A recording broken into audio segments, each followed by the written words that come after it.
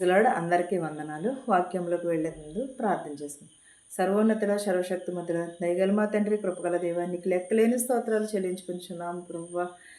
గతించిన కాలమంతే మమ్మల్ని కాచి కాపాడినందుకు నీకు స్తోత్రాలు, నీకు వందనాలు నాయన ప్రభా. వాక్యంలో మీరుండి నడిపించమని అడుగుతున్నాం ప్రభా.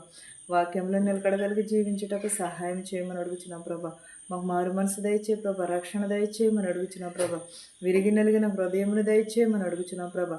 వినిచిన వారికి చూచుచున్న వారికి ప్రతి ఒక్కరికి మారు మనసు దయచేయమని నా ప్రార్థనను అంగీకరించమని అడుగుచున్నాను తండ్రి, ఆమేన్. 2 తిమోతికి 3వ అధ్యాయము 12 నుంచి 17 వచనాలు ఎలాగ వ్రాయబడి ఉన్నాయి.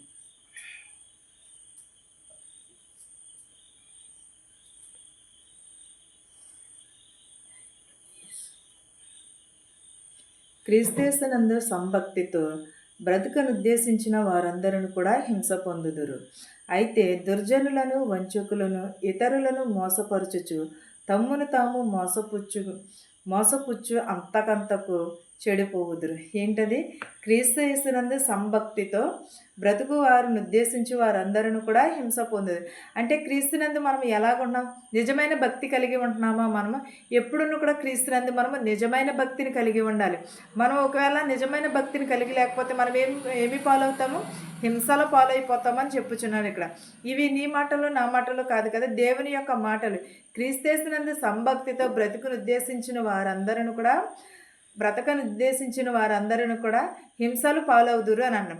మనకి శోధనలు వచ్చినప్పుడు మనం ఏం చేయాలంటే, ప్రభువా నేను ఏదైనా తప్పు చేస్తుంటే నన్ను క్షమించు అని దేవునిని అడగాలి. దేవునిని అడిగినప్పుడు సమస్తమును కూడా దేవునికి సాధ్యమే. అడుగువారికి సమస్తమును ఇస్తానని చెప్పి ఉన్నాడు. కానీ అయితే మనం ఏం చేయాలంటే, మనము దురుద్దేశం కలిగి ఉండకూడదు, వంచకులుగా ఉండకూడదు, ఇతరులను మోసపుచ్చేవారుగా ఉండకూడదు, మనము మోసము చేసుకునేవారుగా ఉండకూడదు. అలా ఉంటే అంతకంతకు ఏమైపోతాం? మనము చెడిపోతాము. మన హృదయంలో చెడు ఆలోచనలు ఉంటే అవి అనేకమైన చెడు తలంపులే వచ్చుచుంటవి, అనేకమైన చెడు ఆలోచనలే వస్తాయి, అనేకమైన చెడునుకే దారి తీస్తుంది. కానీ మన హృదయంలో మంచిని మనం ఉద్దేశించుకుంటే మంచే జరుగుతుంది. ఒకవేళ చెడుని ఉద్దేశించుకుంటే చెడే జరుగుతూ ఉంటుంది. మన మందిని బట్టి ఏం చేయాలంటే, మనము వంచకులు కానీ కాకుండా, ఇతరులను మోసపుచ్చేవారుగా కాకుండా, అంతకంతకు అభివృద్ధి చెందేవారుగానే ఉండాలి తప్ప కానీ అంతకంతకు చెడిపోయేవారు. ఇవన్నీ కనుక మన హృదయంలో ఉంటే ఎవరు చెడిపోతారు? మనమే చెడిపోతాం. మన క్రియలే మన వెంట వస్తూ ఉంటాయి అని అంటూ ఉంటారు కదా. అలాగా మన హృదయం నిండా మోసము, అనేకమైన అబద్ధములు ఉన్నాయనుకో, మనమే చెడిపోతాం. అందుని బట్టి మనం ఏం చేయాలంటే, చెడు ఉద్దేశమును కలిగి ఉండకూడదు. క్రీస్తునందుంచవలసిన విశ్వాసము ద్వారా రక్షణార్థమైన జ్ఞానమును నీకు కలుగుటకు శక్తిగల పరిశుద్ధ లేఖనములను బాల్యము నుండి నీ వెరుగుదువు గనుక నీవు నేర్చుకుని రూఢి అని తెలుసుకునినవే. ఎవరి వలనను నేర్చుకుంటేవో ఆ సంగతి తెలుసుకుని వాటి అందు నిలకడగా ఉండుము. ఎలాగో క్రీస్తేసునందు మనం ఏమి కలిగి ఉండాలి? విశ్వాసమును కలిగి ఉండాలి, రక్షణార్థమైన మనసును కలిగి ఉండాలి, జ్ఞానమును కలిగి ఉండాలి. నీకు కలిగిన శక్తిని అంతటిని బట్టి మనము పరిశుద్ధ లేఖనములు, మనం చిన్నప్పటి నుంచి పరిశుద్ధ లేఖనములు చదువుచున్నాము, కానీ మన హృదయంలో నాటుకొనిచున్నాయా? ఎప్పుడైనా మనం ఆలోచించామా? నేను దేవుని యందు ఎలా నిలకడగలిగి ఉంటున్నాను? ఎంత విశ్వాసము కలిగి ఉంటున్నాను? నేను రక్షణ పొందుతానా? నేను దేవుని రాజ్యంలో ప్రవేశిస్తానా? లేకపోతే నేను దేవుని రాజ్యంలో ప్రవేశించుటకు నేను అర్హురాలనా కాదా అని ఎప్పుడైనా మన హృదయాన్ని మనం పరిశీలన చేసుకున్నాం. చర్చికి వెళ్తున్నాము, పాస్టర్ గారు ఏదో చెప్తున్నారు, వింటున్నాము, అక్కడే వదిలేసి వచ్చేస్తున్నామే తప్ప కానీ ఇంటికి తెచ్చుకున్నది ఏమైనా నెమర వేసుకుంటున్నామా? మనం బాల్యం నుండి కూడా వింటున్నాము, చిన్నప్పటి నుంచి కూడా మన వాక్యములు వింటున్నాము, మనము అనేకమైనవి ప్రసంగాలు వింటున్నాము, ఎంతో కొన్ని సభల్లోకి వెళ్తున్నాము. కానీ మన హృదయం ఏమిటి? దేవుని యందు ఎలా ఉన్నది? మనం బాల్యం నుండి నేర్చుకున్నది ఏమిటి? ఇప్పుడు నేర్చుకుంటున్నది ఏంటనేది ఎవరమైనా మన హృదయాన్ని మనము పరిశీలన చేసుకుంటున్నామా? ఒక్కసారి ఆలోచించుకోండి. ఎవరు చెప్పక్కర్లేదు, ఎవరు కూడా వేలు పెట్టి చూపించవలసిన అవసరమే లేదు. ఎందుకంటే మనం ఎలా ఉంటున్నాం అనేది మనకు తెలుసు. మనం ఏదైనా పని చేయాలనుకుంటున్నాం అనుకోండి, ఆ పని చేయడానికి 10 సార్లు ఆలోచిస్తాము. కానీ దేవుని పని చేయడానికి మనం ఎందుకని అలాగా నిర్లక్ష్యం చేస్తున్నాము? ఒక్కసారి ఆలోచించుకోండి. పరిశుద్ధ లేఖనములు మనం ఎప్పటి నుంచి మనం పుట్టిన కాడి నుంచి మన తల్లిదండ్రులు చెప్తూ ఉంటారు, అమ్మ బైబిల్ చదువుకో, ప్రార్థన చదువుకో, పిల్లవాడినైతే బాబు ప్రార్థన చేసుకో, బైబిల్ చదువుకో అని చెప్తూ ఉంటారు. కానీ అవి మన హృదయంలో ఎంతవరకు నాటుకుంటున్నాయి? మనం నేర్చుకున్నది ఏంటది? మనం ఎంతవరకు నేర్చుకుంటున్నాం? వాటి యందు మనం నేర్చుకున్నందు మనము ఎంత నిలకడగలిగి ఉన్నాము అనేది ఎవరును చెప్పవలసిన అవసరం లేదు. మనకు మనమే ఒక్కొక్కసారి పరిశీలన చేసుకోవాలి. మనం బయట విషయాలు అంత మాటలు నెమరు వేసుకుంటూ ఉంటామే. వాళ్ళు ఎలా తిట్టారు, వాళ్ళు అలాగ అన్నారు, ఆ మాట అన్నారు, ఈ మాట అన్నారని మనం నెమరు వేసుకుంటాం. కానీ చిన్నప్పటి నుంచి విన్న వాక్యాల్ని మనం నెమరు వేసుకుంటున్నామా? వాక్యం యందు మనము నిలకడగలిగి ఉంటున్నామా? మనకి ఎన్ని శోధనలు వచ్చినా ఏమొచ్చినా సరే మనము వాక్యమును విడిచిపెట్టకూడదు. చిన్నప్పటి నుంచి నేర్చుకున్న నడవడికని విడిచిపెట్టకూడదు. అనేకమైనవి వస్తూ ఉంటాయి, వెళుతూ ఉంటాయి. కానీ దేవుని వాక్యం ఎప్పుడును కూడా మన హృదయంలోనూ ఉండాలి, మన ఇంట్లోని కూడా దేవుని వాక్యమును ఉండాలి. దైవజనుడు సన్నిధుడైతే ప్రతి సత్కారమునకు పూర్ణంగా సిద్ధపడి ఉండినట్లు దైవ సేవములను కలిగి ప్రతి లేఖనములు ఉద్దేశించుటకును ఖండించుటకును తప్ప దిద్దుటకును నీతి యందు శిక్షణ చేయుటకును ప్రయోజనకరమై ఉన్నది. ఎలా ఉన్నది? దైవజనుడు సద్గుణుడైతే ప్రతి సత్కార్యమునకు కూడా పూర్ణముగాను సిద్ధపడి ఉండినట్లుగా వ్యసనములను కలిగి ప్రతి లేఖనములను ఉద్దేశించడం. అంటే దైవజనులు మనకు చెప్పుచున్నారు, కానీ మనం వినుటకు మనము చెవి ఇస్తున్నామా?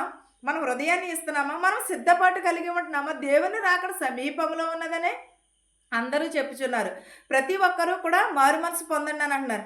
కానీ మనం దేవుని రాకడ కొరకు మనం సిద్ధపాటును కలిగి ఉంటున్నామా? దేవుని వాక్యమునకు మనం గైకుని ఉన్నది. చెవి గలవాడు వినుగాక అని ఉన్నది. మరి ఎంతమందికి చెవులు ఉన్నాయి? ఎంతమందికి హృదయము గలవారు గ్రహించుదురుగాక అని అన్నారు. ఎంతమంది గ్రహిస్తున్నారు? ఒక్కసారి మనలో మనమే పరిశీలన. ప్రతి ఒక్కరూ కూడా వాక్యమును మనము సిద్ధపాటును కలిగి ఉండాలి. మనం ప్రార్థనా జీవితమును కలిగి ఉండాలి. మెలకువగా ఉండాలి. మనం మెలకువగా ఉండి ప్రార్థన చేయాలి. దేవుని యందు మనము నిలకడగా ఉండి మనము స్థిరత్వము కలిగి మనము దేవుని రాకడ కొరకు ఎదురు చూసేవారిగానే ఉండాలి. మనము మారు మనసు పొందండి అని యోహాను కొండలలోని అక్కడ ఇక్కడ అనేకమైన చోట్ల ఏం చేశారు? కేకలు వేయించున్నారు. కానీ ఆయన ఎవరు వచ్చుచున్నారు నా వెనక? రక్షకుడైన యేసుక్రీస్తు వచ్చుచున్నాడు అని చెప్పి ఉన్నాడు. ఆయన నాకంటే మారు మనసు పొందుటకు అనేకమైన వర్తమానములు చెప్పుచున్నాడు, అవి విని మారు మనసు పొందండి అన్నాడు. కానీ మనకి అనేకమైన ప్రసంగాలు వింటున్నాము, అనేకమైనవి యూట్యూబ్లో చూస్తున్నాము. ఎక్కడో దేవుడు అంటే అక్కడికి వెళ్తున్నాము, ఎక్కడో దేవుడు అమ్మేసిందంటే వెళ్తున్నాము, అనేకమైన చోట్లకి వెళ్తున్నాం. కానీ మన హృదయం ఎలా ఉన్నదని మనలో మనం పరిశీలన చేసుకుంటున్నామా? దేవుని రాకడ కొరకు నేను సిద్ధపాటు కలిగి ఉంటున్నానని అనుకుంటున్నామా? ఎప్పుడైనా సరే వాక్యమే నిలకడగా ఉంటుంది. ప్రార్థనే మనకి రక్షణ కలుగుతుంది. ప్రార్థన మన ఆయుధం అయితే దేవుడు మనలను రక్షించుకోకుండా విడిచిపెట్టేవాడు మాత్రమే కాదు. ప్రతి ఒక్కరిని కూడా రక్షణ పొందమనే చెప్పి ఉన్నాడు. ఆయన మన కొరకు ఎందుకని సిలువలో బలి అయినాడు? మనం మారు మనసు పొందాలి, మనం రక్షణ పొందాలి అని మాత్రమే ఆయన సిలువలో బలి అయినాడు. సిద్ధపాటు కలిగి ఉండమని అన్నాడు. ప్రతి లేఖనమునందు ఉద్దేశించుటకును ఖండించుటకు తప్ప దిద్దుబాటునకు నీతి యందు శిక్ష చేయుటకును ప్రయోజనకరమై ఉన్నది. ఏంటది? మనల్ని దిద్దుబాటు చేయుటకును మనము నీతి యందు నడుచుకున్నటకు శిక్ష విధించుట కొరకును ప్రయోజనకరమై ఉన్నది దేవుని వాక్యము. దేవుడు మనలను ఆయన పరిశుద్ధమైన బెత్తముతో కొట్టి ఆయన పరిశుద్ధమైన నీళ్లతో మనలను శుద్ధి చేసి రక్షణ పొందమని అంటున్నాడు. ఎంతమంది రక్షణ పొందుచున్నాము? మనం ఎవరు మారు మనసు పొందుచున్నారు? ప్రతి ఒక్కరమును కూడా ఒక్క పాపి కూడా నశించిపోవుట దేవునికి ఇష్టం లేదు. దేవునికి ఇష్టం లేకోకుండా మనం ఏది కూడా చేయలేము. అంటే మనం రక్షించడానికే దేవుడు ఈ లోకానికి వచ్చి ఉన్నాడు. మనం మారు మనసు పొందాలనే దేవుడు ఈ లోకంలో. కానీ మనము మారు మనసు పొందేవారిలాగా ఉంటున్నామా? లేకపోతే దేవుని సన్నిధిలో ఎలా ఉంటున్నామో ఒక్కొక్కసారి మనము మన హృదయాన్ని మనము పరిశీలన చేసుకోవాలి. ఎవరో చెప్పడం కాదు, ఎవరో చెప్తే మనం భోజనం చేయట్లేదే, ఎవరో చెప్తుంటే మనము తిండి తినట్లేదే, ఎవరో చెప్తుంటే మనం బట్ట కట్టుకోవట్లేదు కదా. మన కోసము మనము ఎలాగైతే ఇవన్నీ ధరించుకుని ఉంటున్నామో అలాగే సిద్ధ మనసు అనే జోడుని మన హృదయంలో ధరించుకుని మనం సిద్ధపాటు కలిగి ఉండాలి దేవుని రాకడ వరకు. ప్రతి ఒక్కరూ కూడా మారు మనసును కలిగి ఉండాలి. దేవుని రాకడ సమీపంలో ఉన్నది.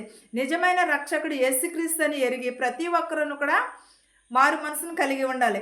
ఈ వాక్యమును మీకును మాకును మనందరికీ తోడయ్యుండును గాక. ఆమేన్. ప్రార్థించుకోండి. సర్వోన్నతుడా, సర్వశక్తిమంతుడా, కృపామయుడా, నీకు స్తోత్రాలు, నీకు వందనాలు నాయన. వినుచున్న వారికి, చూచుచున్న వారికి ప్రతి ఒక్కరికి ప్రభు మారు మనసు దయచే ప్రభు, విరిగి నలిగిన హృదయమును దయచేయమని అడుగుచున్నాను నాయన ప్రభు. నాయన నమ్ముట నీ వలనైతే నమ్మువానికి సమస్తమును సాధ్యం అన్నావు నాయన ప్రభ. నిన్ను నమ్ముకునే నా బిడ్డలను ప్రభ ఎంత మాత్రమును త్రోసివేయను అన్నావు నాయన ప్రభ. ప్రతి ఒక్కరిని మార్చమని అడుగుచున్నాం ప్రభ. బస్సులో వెలిచిన, రైల్లో వెలిచిన, హెలికాప్టర్, ట్యాక్సీలు, ఆటోలో వెలిచినట్టు వారిని ప్రతి ఒక్కరిని ప్రభు వారి గృహాలకి సురక్షితంగా చేర్చమని అడుగుచున్నాను నాయన ప్రభ. నేను నీకు హాస్పిటల్లో ఉన్న వారిని స్వస్థపరచు నాయన ప్రభ. నేర్చాలతో ఇంటి దగ్గర ఉన్నారు ప్రభ, వారిని కూడా స్వస్థపరచు నాయన ప్రభ. దృష్టి వ్యాధులతో ఉన్నవారు ప్రభ స్వస్థపరచు ప్రభ. కుంటి వారిని, గ్రుడ్డి వారిని, మోగవారిని, చెవిటి వారిని, అంగవైకల్యం కలిగిన ప్రతి ఒక్కరిని ప్రభ బాగు చేయమని అడుగుచున్నాను ప్రభ. స్వస్థపరచు యెహోవాని నేనే అన్నావు నాయన ప్రభ.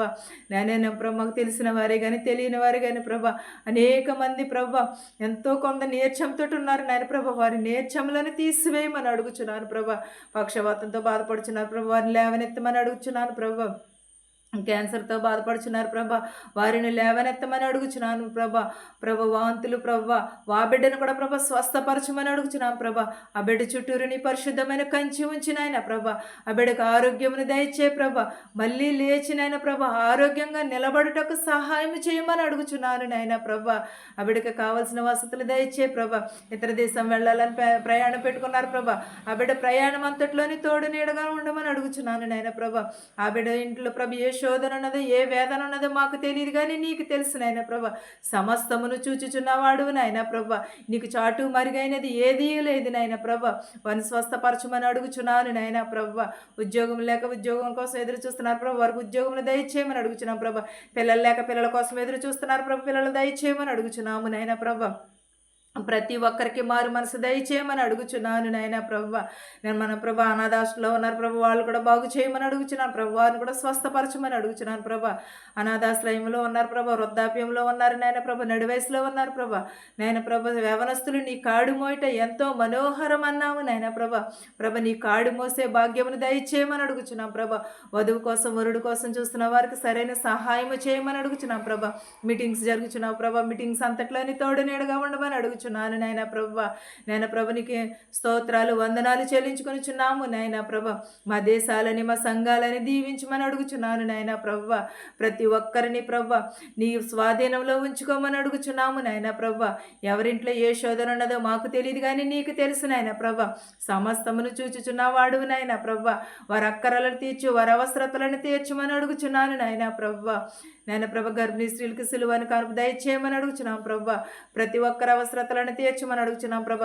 పరిపాలించుచున్న వారిని, గవర్నర్ని ప్రభ, ఎమ్మెల్యేని, ప్రెసిడెంట్ని, ప్రతి ఒక్కరిని స్వస్థపరచమని అడుగుచున్నాం ప్రభ. ఎవరెవరైతే ఏ చేతి పనులైతే చేయుచున్నారో ప్రభ, వారి చేతి పనులను దీవించి ఆశీర్వదించమని అడుగుచున్నాను నాయన ప్రభ. వినిచిన వారికి, చూచిన వారికి ప్రతి ఒక్కరికి ప్రభ మారు మనసు దయచేయమని అడుగుచున్నాం ప్రభ. మెడుకులకు వెలుచుండగా ప్రభ మెడుకుల్లో తోడు నేడుగా ఉండమని అడుగుచున్నాను నాయన ప్రభ. పీసీసీకి వెలుచుండగా పీసీసీ అంతట్లో తోడు నేడుగా ఉండమని అడుగుచున్నాను ప్రభ. ఇతర దేశంలో పని చేసుకుంటున్న ప్రతి ఒక్కరికి శక్తిని, బలమును దయచేయమని అడుగుచున్నాను నాయన ప్రభ. పని లేని వారికి పని దయచేయమని అడుగుచున్నాను నాయన ప్రభ. ప్రతి ఒక్కరి హృదయములను మార్చమని అడుగుచున్నాను నాయన ప్రభ. విరిగి నలిగిన హృదయమును దయచేయమని అడుగుచున్నాను నాయన ప్రభ. ప్రతి ఒక్కరికి ప్రభ మారు మనసు దయచేయమని అడుగుచున్నాను ప్రభ. ఇంకను ఎవరినైతే మర్చిపోయింటే వారందరినీ కూడా దీవించి ఆశీర్వదించమని అడుగుచున్నాను ప్రభ.